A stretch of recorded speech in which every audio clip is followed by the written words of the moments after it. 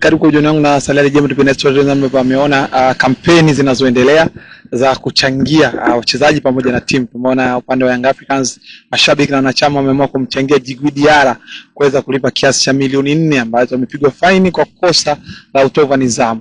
Lakini pia Simba Sports Club wao wametoa mkeka kwa mashabiki wao na wanachama kuchangia kwa kosa kubwa ambalo walilifanya katika mchezo dhidi ya Prison kurusha chupa uwanjani. Tuko na Jembe hapa atueleze namna ambavyo yeye ametafsiri jambo. Jembe, kwema mambo hivi vizuri? Mimi niko vizuri sana, mshukuru Mungu. Jembe, kamati ilifanya maamuzi na hukumu zikatoka. Djigui Diarra amefungiwa mchezo 3 na faini inakadiriwa ni milioni 4. Wanachama wa Yanga na mashabiki wakasema bili ya Djigui Diarra tuachie sisi. Wanachama wamekubali kutoa ama kumchangia Djigui Diarra kuweza kulipa hicho kiasi. Kwako tukio kama hili unaitafsiri vipi? Kwanza tuseme kamati imefanya kazi yake, ingawa nimeona pia watu wamekuwa wanapinga kwa maana waliamini adhabu inaweza kawa kubwa zaidi. Nafikiri kutokana na matukio aliyofanya, kwa sababu kuna tukio la kutishia kwenda kumvamia muamuzi ambao manake ni tishio la shambulio, lakini kuna tishio pia la utovu wa nidhamu kwamba kuonyesha kidole cha kati kwa mashabiki ambao halikuwa jambo zuri pia, na kwa heshima ya mpira wetu, kwa heshima ya ligi yetu. Na tunaamini sisi ligi yetu kiachana kuangaliwa na watu wa nje na angaliwa na watu wa ndani wenye kaliba tofauti, including watoto ambao tunaamini watoto na vijana ambao wanatakiwa kuwa inspired kuja siku moja kuwa kama wachezaji wanaocheza au kucheza kwenye ligi yetu. Kwa hiyo halikuwa jambo zuri kwa mpira wa Tanzania na adhabu imetoka.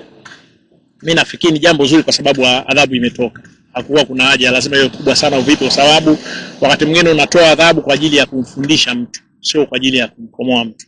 Kwa hiyo adhabu sawa, ni jambo zuri, kamati wamefanya kazi yao vizuri. Lakini hili la kuchangia mimi ningependa niajumlishe yote pamoja. Umeniuliza swali moja la Yanga, lakini nimeona hata Simba kama club mashabiki walifanya kosa, club imewachangisha. Mimi kwangu naweza kusema ni mambo ya hovyo kabisa kuyasikia kwenye mpira. Na ni vibaya sana kuona clubs zinaruhusu haya mambo. Kwa sababu kuna mtu mmoja nilikuwa na discuss naye, anasema sasa kama wanachama wenyewe wametaka sisi tutafanyaje? Mimi naona ni kikundi kichache cha wanachama ambao sasa ingeweza kuwa kinakuwa influenced na party ya watu ambao labda wana madaraka ndani kwenye club au karibu na watu wenye madaraka kwenye club, wanaweza kuwa wanafanya vitu hivyo. Lakini nataka nikwambie, inapotoka adhabu inatoka kwa ajili ya kufundisha. Mfano kwa Simba, kama klabu imepewa adhabu, klabu inapaswa ilipe ile adhabu kwa maana ya kuona kuna jambo au niseme kuna fedha imetumika katika matumizi ambayo sio sahihi, ili klabu ione kwamba wakati mwingine haiwezi kuruhusu kitu kama hicho kitokee, ili fedha ile isije katumika kwenye matumizi ambayo sio sahihi. Diarra pia alipaswa kutoa ile fedha yeye, ili apate yale maumivu ya kufanya ujinga aliyofanya, ili baadaye ajirekebishe. Mfano nimewahi kutoa mfano mara nyingi sana. Unajua kwenye clubs, kwenye ligi zilizoendelea, hata South Africa tu hapa, achana England ambako Swiss, Spain au German na kwingineko, kwamba mchezaji akipewa yellow card kuna hela anakatwa kwenye mshahara, akipewa red card kuna hela inaongezeka. Hiyo ni club.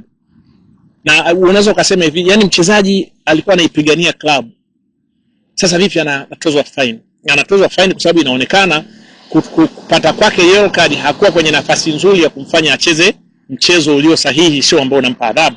Kwa hiyo anatengenezwa kwenye mazingira ya kuwa bora zaidi ili ifanye kazi yake vizuri zaidi. Sasa leo club inaadhibiwa, wanachama wanaichangia.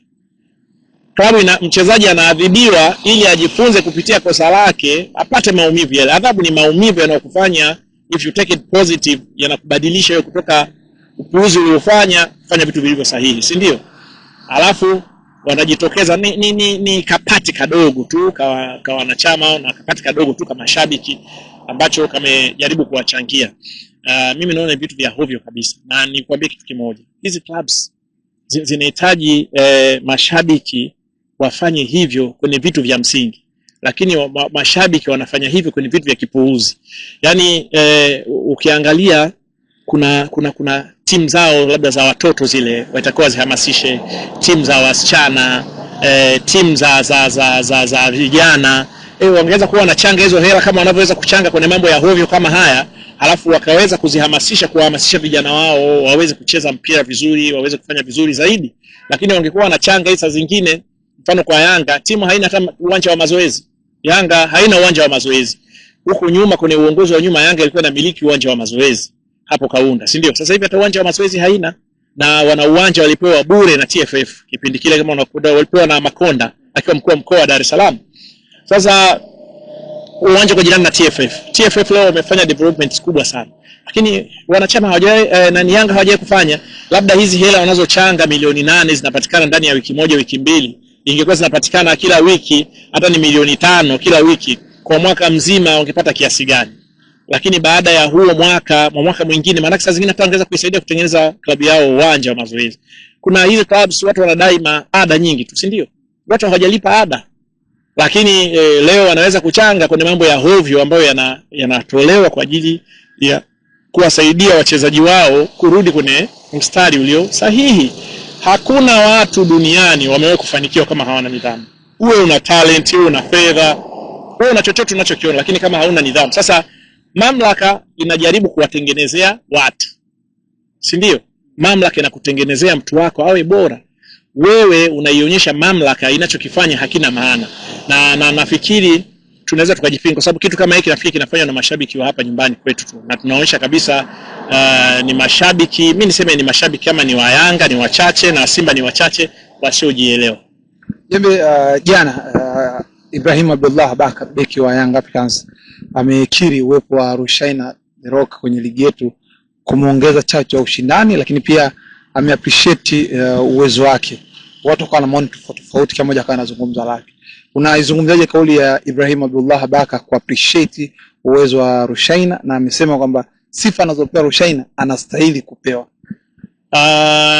Nimeona kwenye Jembe Sports wakati akizungumza, nafikiri Baka amezungumza very professional. Amezungumza kile ambacho kinaonekana it was so short, lakini inaeleweka kwamba sifa anazozipata anastahili, kwa maana ni beki bora, ameleta ushindani. Na ukiangalia kwa sisi Tanzania, mabeki kati ya mabeki wakati tunajivunia, ukiangalia majority ni wale ambao wako Yanga, Baka, Dickson, Mwamnyeto. Kwa hiyo ukiangalia huyu anatoka South Africa, ameangalia ina uchezaji wake, ni mtu ambaye ametoka timu kubwa, anacheza timu kubwa sasa hivi. Kwa hiyo hata na level yake inaonyesha ni beki mzuri, naye amemzungumza very short lakini very professional kwamba anastahili sifa lakini analeta changamoto, kwa maana ndio nilichokuwa nakizungumza mimi kwamba unapoona mtu anafanya vizuri kwenye ligi yetu watu wanatamani kuwa kama yeye. Kwa hiyo ukiona mtu anafanya vibaya, maana yake ana discourage hata wa vijana wanaokuwa kuja kucheza kwenye ligi yetu au timu zetu zinazocheza kwenye ligi. Kwa hiyo ukimuona kama Rushaina, maana yake watu wanaomfuatilia The Rock watakuwa wanasema ni The Rock ni mchezaji ambaye mimi natamani siku moja kuwa kama Rushaina, si ndio? Sasa Baka amesema ni The Rock ni mchezaji ambaye anastahili zile sifa anazozipata. Alilosema Baka ndio sisi wote tunaliamini hivyo, si ndio? Kwa kipindi hiki kama ambavyo tunaweza tukasema tunavutiwa na Baka. Mimi navutiwa sana na Baka kwenye defense, na especially unapozungumzia kuruka juu, unapozungumzia mtu anaweza kufanya zile kazi chafu za kuvuruga ili libero iweze kufanya kazi yake. Lakini nasemaga kila siku sivutiwi na Baka kutokana na yale mambo yake ya ukorofi ambayo umemsikia amezungumza, amesema ni mambo ya mpira. Lakini yamevuka nje ya mambo ya mpira. My hope atabadilika, kwa sababu ni tegemeo la Yanga, lakini ni tegemeo la taifa letu kama defense. Ukiangalia mimi nilikuwa uwanjani siku tunaandika rekodi ya kwa mara ya kwanza kucheza kwenye hatua ya mtoano michuano ya AFCON. Baka alikuwa na mchango mkubwa sana, licha ya kwamba alisababisha penalty, si ndio, kutokana na hayo mambo yake na usema kama upungufu. Lakini ukiangalia kwenye performance kama mchezaji alifanya vizuri sana, na yeye anaingia kwenye history kwa wachezaji waliofanya vizuri kuisaidia Tanzania kuandika hiyo rekodi kwa mara ya kwanza. Kwa hiyo amezungumza vizuri sana, lakini na mimi bado niseme kwa sababu yeye amezungumza vizuri kuhusiana na mwenzake, na mimi nimzungumzie yeye kwamba ni mchezaji mzuri, ni mchezaji ambao wa Tanzania wanaweza wakajivunia kama ambavyo wanajivunia wana Yanga na klabu yao, lakini mchezaji pia anayepaswa kubadilika, kuondoa vitu vidogo sana ambavyo vinaondoka. Yaani itakayo ile maturity, awe mchezaji mkubwa. Wachezaji wakubwa pia hawafanyi mambo mengi kama hao, lakini wachezaji wanaofanya mambo hayo wengi sana nimeona wamepotea haraka. Sawa kwa Baka kwa sababu ni askari, mimi natarajia kumuona akiwa ni mchezaji mwenye nidhamu sana na mfano wa nidhamu kwenye mpira wetu. Hapo pia amezungumza sana viwanja.